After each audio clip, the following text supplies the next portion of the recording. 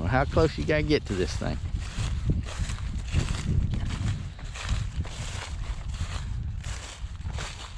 I'm Teresa. You're supposed to say, I'm Teresa. I'm waiting for you to be over there and say, I'm Kitty. Well, I can't do it if I'm holding the I'm Teresa. No, wait. I'm Teresa. Welcome to Parkin Archeological State Park.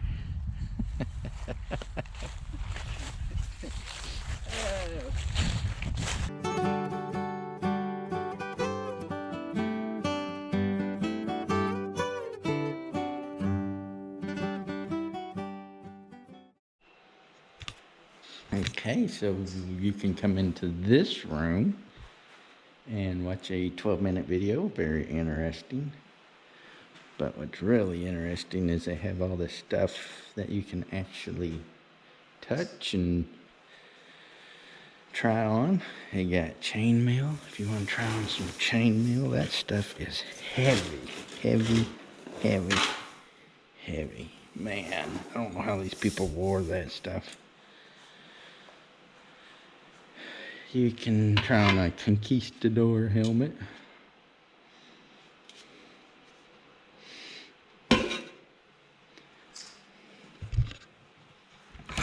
You got some swords here that you can actually,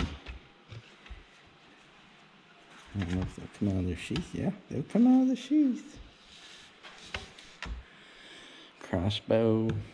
You can pick this stuff all up and touch it, and she said you could even try this stuff on. I think this is supposed to be like a life jacket or something. I don't know. Got some shields, some spears. This gun was like super heavy, man. I don't know how they, you'd have to have something to prop that up on. That thing's heavy. They got clothing, I guess, that they wore. Indian clothing, I guess. That wouldn't be. I don't know. Okay, that's why I can't go in this place. Yeah, whatever. Okay, so here's picture wood. Right. So, yeah. You can interact with all this stuff. You can interact with the bows and arrows and the spears. This is a drill that she was showing us, where you can actually drill or start a fire even with it.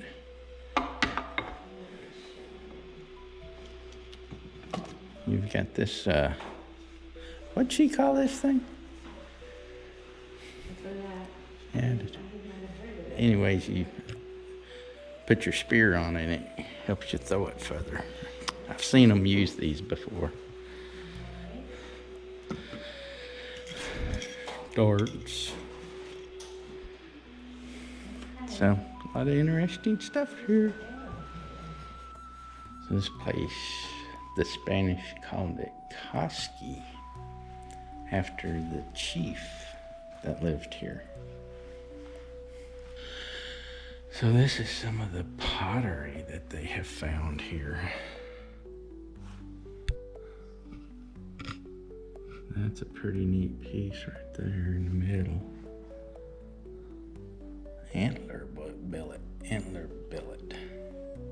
Hammerstone. That's a big something there. And look at these little bitty ones, Mississippian points. Mark Tree, Arkansas. Wow, these were found near Mark Tree. That's how they used shells. Oh, they even got one decorated there. The Birdman Spyro Drinker Shell. What was on the Mississippian menu? What did they eat? Hunting. Deer, squirrel, rabbit, raccoon, possum, turkey, bear, beaver, mink, and bobcat. Gathering was pecans, hickory, walnuts, acorns, blackberries, grapes, persimmons, amaranth, maygrass, knotweed, centweed. Fishing, fish, turtles, crawfish, frogs, freshwater mussels. Farming, they grew corn, beans, squash, sunflowers, and gourds. And that just kind of gives you an idea of what their diet looked like. No Snicker bars, no peanut butter M&Ms. Well, that kind of looks like the artwork over there that they found near marked tree. So maybe that was Pakaha stuff.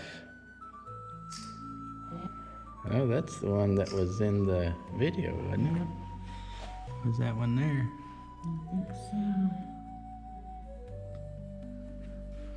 From the vessels you see here may portray Koski warriors, while those from the Parkin site may depict fallen Pakaha fighters. It's ideal for farming, but a poor source for stone. Yeah, they talked about in the video where to get stone here, they would usually head up to Crowley's Ridge to get all their stone. Beads for necklace and other decorations. So they said in the video they think they may have scarred their faces. That's why you see the lines on his face. And it also showed how they wore their hair.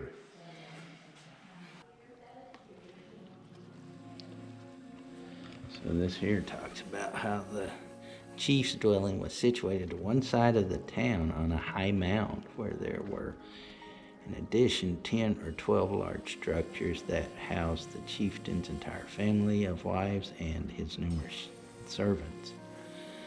That was by Garcilaso de la Vega. So that was back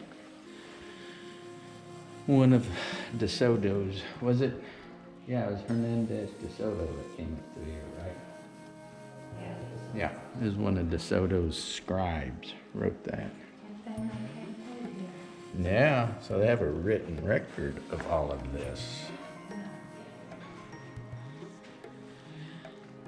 They were saying in the video where they put this cross up and De Soto's priests prayed for rain because they'd been, what, 7 years without rain?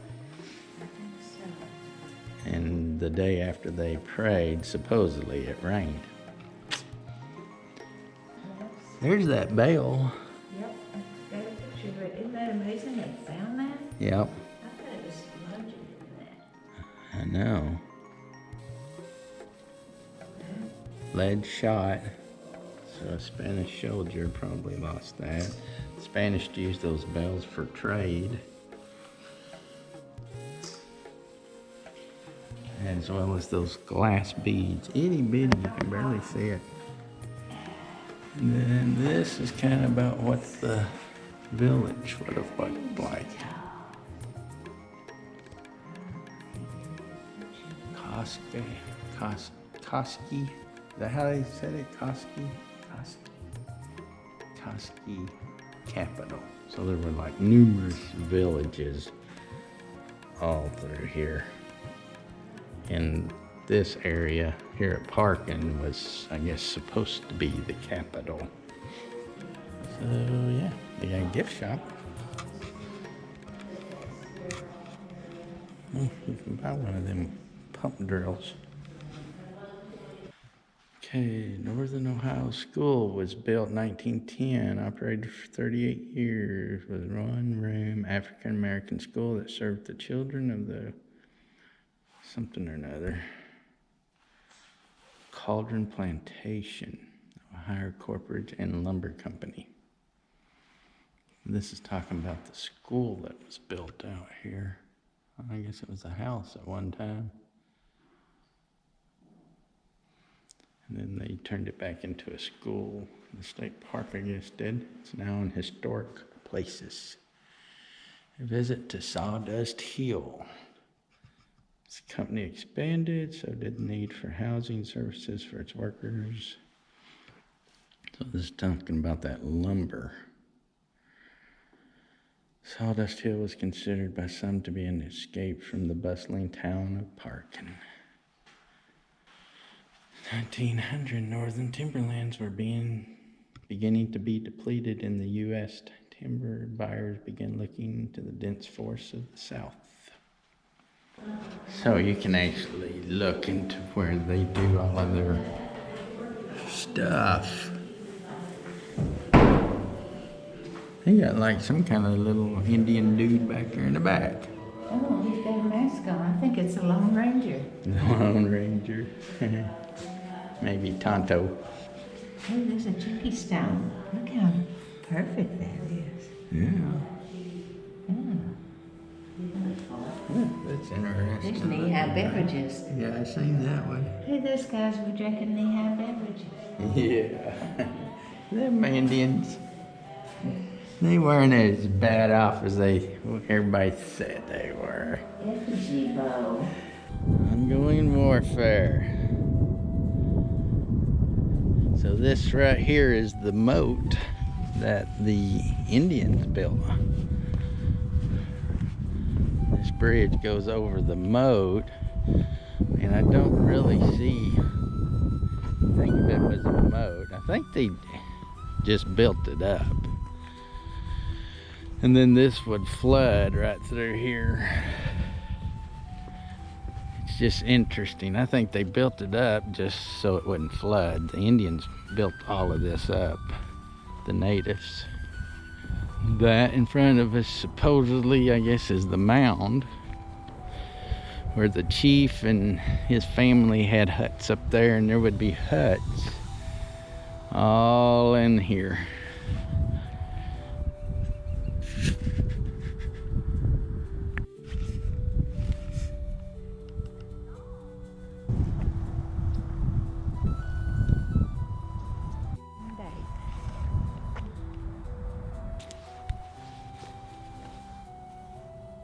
So this is the St. Francis River.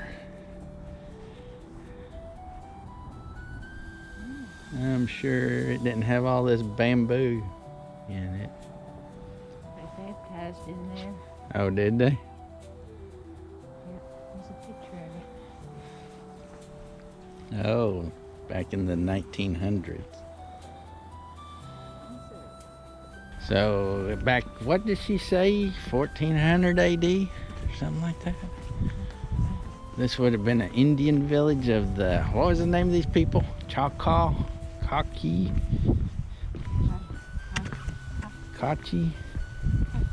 Koski, that's it. Koski Indians all through here. And then they made it in the 1800s. This was a town for the workers of the lumber yard. So if you can, just imagine kids out here playing. This would have all been covered too. They had a fence up all around the moat. The Indians did. Natives, I guess I should say.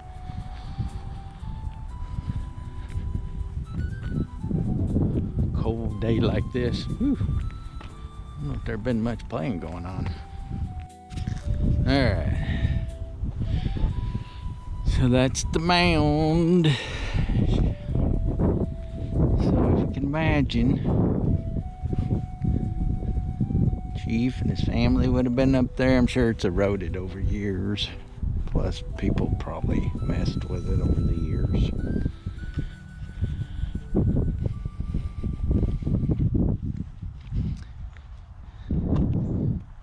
And all the huts would have been out here, farms. It's very interesting to come out here. You know, if you're a history buff, like I am, I love just thinking about what life was like, you know, both for the natives and for the folks in the 1900s that lived out here. Big man on hill. Yep. Oh, he had like cow horns or something on his lodge. So that's the cemetery right over there for the Sawdust Hill, little town of Sawdust Hill, I guess. Northern Ohio School. sawmill, boarding houses, and company store, church, and school. So this is the company school that's right here. Yeah, just think, people used to live and play and fight and die in this area.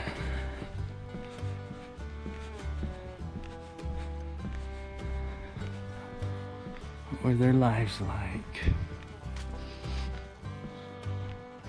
Really cool that they found this hidden in that house. Found what hidden in this house? The school. Oh yeah, I knew they had turned the school into a house at some point. Oh, that's kind of hard to read. And it became her residence. When my husband Earl and I bought the schoolhouse, he thought about tearing it down. But after he looked at it, he said he couldn't get that kind of lumber anymore. It was cypress. There wasn't that much work that needed to be done on the outside.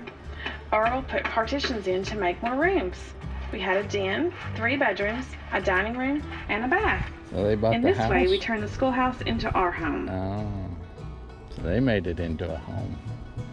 Parthenia Meacham remembers fondly the inside of the school. There were picnic-like benches to sit on. Boys and girls were seated separately. About 5 students could sit on each side to sit 40 or more students. Boys were seated on the right side of the classroom, and girls were seated on the left. The blackboards were on the west wall. There was also a place for the teacher to hang her coat and a hat or scarf.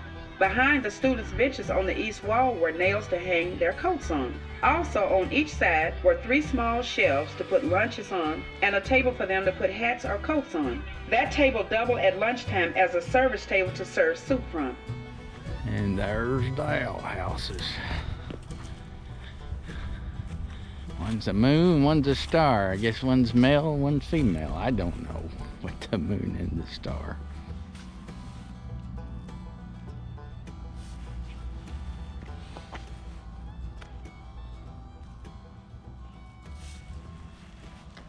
Sawdust Hill. Parthenia Meacham has her own story to share Oh, about gee. discipline at the Northern Ohio School. The teacher usually got the boys to select switches for discipline. The boys wouldn't get strong switches. They got small ones that were easy to break and didn't hurt very much. So the teacher bought a small leather belt looking too small to go around anyone's waist. She explained to us that she was tired of the Oh, can't get in. and decided to use the belt. We got spankings Don't know if with you can it. see This anything. belt I later found out was called a hamstring. It was used in the gear for mules. Yeah, they got them locked up. You can't get in them. There's the moon. I guess you choose your outhouse, moon or star. It's the school supplies from the Board of Education at the beginning of the school term. I can remember her coming home with shiny new pails. The pails were used for our supplies of crayon, white chalk, pencils, and erasers. She would also have a large bucket for drinking water. Large bucket for drinking. Parthenia Meacham can recall times when school didn't start until all the crops were in.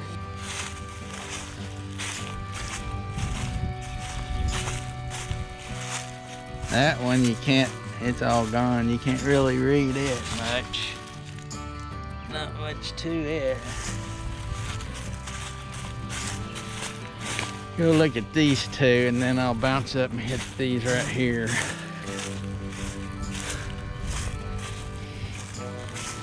Lewis Henry, 1923 to February of 1923. It's an infant.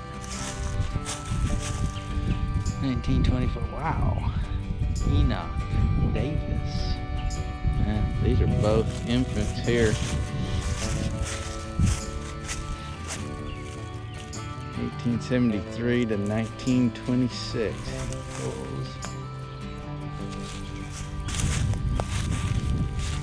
That just says UK. Interesting.